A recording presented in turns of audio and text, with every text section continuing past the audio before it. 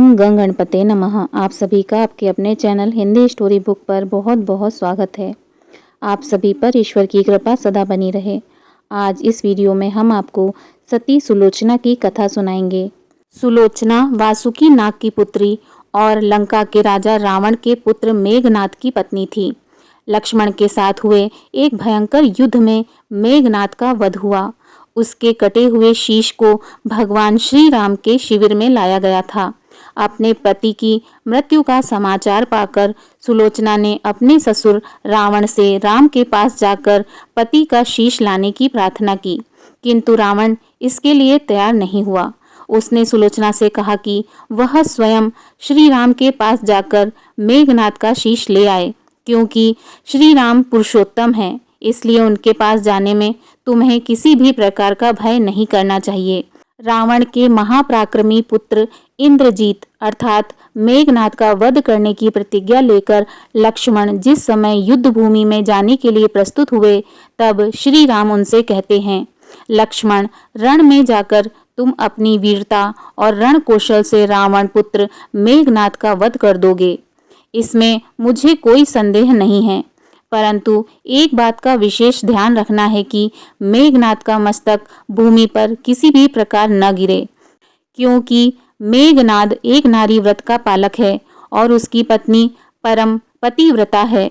ऐसी साध्वी के पति का मस्तक अगर पृथ्वी पर गिर पड़ा तो हमारी सारी सेना का ध्वंस हो जाएगा और हमें युद्ध में विजय की आशा त्याग देनी पड़ेगी। लक्ष्मण अपनी सेना लेकर चल पड़े।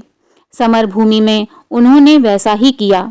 युद्ध में अपने बाणों से उन्होंने मेघनाद का मस्तक उतार लिया, पर उसे पृथ्वी पर गिरने नहीं दिया।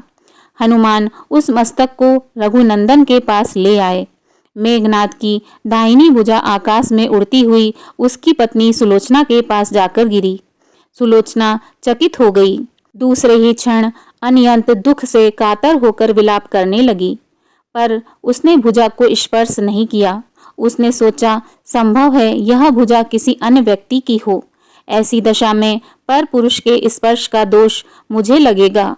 निर्णय करने के लिए उसने भुजा से कहा, यदि तुम मेरे स्वामी की भुजा हो तो मेरे पतिव्रत की शक्ति से युद्ध का सारा वृत्तांत लिख दे। भुजा में दासी ने लेखनी पकड़ा दी। लेखनी ने लिख दिया, प्राण प्रिय, यह भुजा मेरी ही है। युद्ध भूमि में श्री राम के भाई लक्ष्मण से मेरा युद्ध हुआ। लक्ष्मण ने कई वर्षों से पत्नी, अन्न और निद्रा छोड़ रखी है। वे तेजस्वी तथा समस्त देवी गुणों से संपन्न हैं। संग्राम में उनके साथ मेरी एक नहीं चली। अंत में उन्हीं के बाणों से विद्ध होने से मेरा प्राणांत हो गया। मेरा शीश श्री राम के पास है। पति की भुजा लिखित पंक्तियां पढ़ते ही सुलोचना व्याकुल हो गई। पुत्र वधू के विलाप को सुनकर लंकापति रावण ने आकर कहा, शोक न कर पुत्री। प्रातः होते ही सहस्त्रों मस्तक मेरे बाणों से कट कट कर पृथ्वी पर लौट जाएंगे। मैं रक्त की नदियां बहा दूंगा। करुण चित्कार करती हुई सुलोचना बोली, पर इससे मेरा क्या लाभ होगा। सहस्त्रों नहीं, करोड़ों शीश भी मेरे स्वामी के शीश के अभाव की पूर्ति नहीं कर सकेंगे। सुलोचना ने निश्चय किया कि मुझे अब सती हो जाना चाहिए, किंतु पति का शव तो रामदल में पड़ा हुआ था, फिर वह कैसे सती होती। जब अपने ससुर रावण से उसने अपना अभिप्राय कहकर अपने पति का शव मंगवाने के लिए कहा, तब रावण ने उत्तर दिया, देवी, तुम स्वयं ही रामदल में जाकर अपने पति का शव प्राप्त करो। जिस समाज में बाल ब्रह्मचारी हनुमान, परम जितेंद्रिय लक्ष्मण तथा एक पत्नी व्रती भगवान श्री राम विद्यमान हैं, उस समाज में तुम्हें जाने से डरना नहीं चाहिए। मुझे विश्वास है कि इन स्तुत्य महापुरुषों के द्वारा तुम निराश नहीं लौटाई जाओगी। सुलोचना के आने का समाचार सुनते ही श्री राम खड़े हो गए और स्वयं चलकर सुलोचना के पास आए और बोले, देवी, तुम्हारे पति विश्व के अन्यतम योद्धा और पराक्रमी थे। उनमें बहुत से सद्गुण थे, किंतु विधि की लिखी को कौन बदल सकता है। आज तुम्हें इस तरह देखकर मेरे मन में पीड़ा हो रही है। सुलोचना भगवान की स्तुति करने लगी। श्री राम ने उसे बीच में ही टोकते हुए कहा, देवी, मुझे लज्जित न करो। पतिव्रता की महिमा अपार है। उसकी शक्ति की तुलना नहीं है। मैं जानता हूँ कि तुम परम सती हो। तुम्हारे सतीत्व से तो विश्व भी थर्राता है।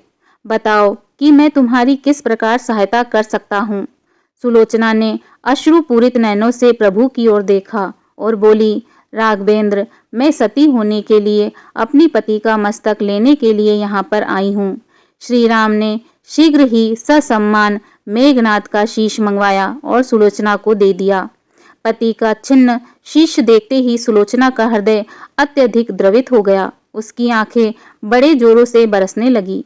रोते रोते उसने पास खड़े लक्ष्मण की ओर देखा और कहा, सुमित्रा नंदन, तुम भूल कर भी गर्व मत करना कि इनका वध मैंने किया है।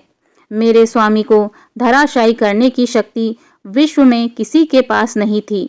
यह तो 2 पतिव्रता नारियों का भाग्य था। आपकी पत्नी भी पतिव्रता है और मैं भी पति चरणों में अनुरक्ति रखने वाली उनकी अनन्य उपासिका हूँ।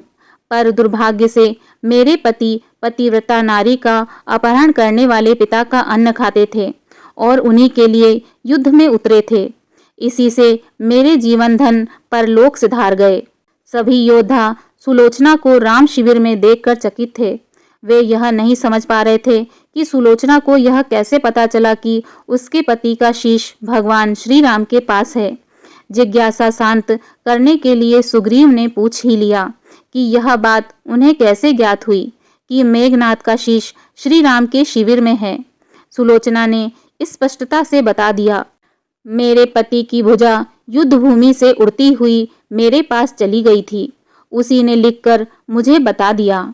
व्यंग भरे शब्दों में सुग्रीव बोल उठे, निष्प्राण भुजा यदि लिख सकती, फिर तो यह कटा हुआ सिर भी हंस सकता है। श्री राम ने कहा, व्यर्थ बातें मत करो मित्र, पतिव्रता के महात्म्य को तुम नहीं जानते। श्री राम की मुख कृति देखकर सुलोचना उनके भावों को समझ गई। उसने कहा, यदि मैं मन, वचन और कर्म से पति को देवता मानती हूँ तो मेरे पति का यह निर्जीव मस्तक हंस उठे। सुलोचना की बात पूरी भी नहीं हुई थी कि कटा हुआ मस्तक जोर से हंसने लगा। यह देखकर सभी दंग रह गए। सभी ने पतिव्रता सुलोचना को प्रणाम किया। सभी पतिव्रता की महिमा से परिचित हो गए थे। चलते समय सुलोचना ने श्री राम से प्रार्थना की, भगवान, आज मेरे पति की अंत्येष्टि क्रिया है और मैं उनकी सहचरनी उनसे मिलने जा रही हूँ, अतः आज युद्ध बंद रहे। श्री राम ने सुलोचना की प्रार्थना स्वीकार कर ली। सुलोचना पति का सिर लेकर वापस लंका आ गई। लंका में समुद्र के तट पर एक चंदन की चिता तैयार की गई। पति का शीश गोदी में लेकर सुलोचना चिता पर बैठी और धधकती हुई अग्नि में कुछ ही क्षणों में सती हो गई। यह थी पतिव्रता सती सुलोचना की कहानी। अगर आपको यह वीडियो पसंद आया हो तो प्लीज़ मेरे चैनल को लाइक करें और सब्सक्राइब करें। धन्यवाद। जय श्री राम।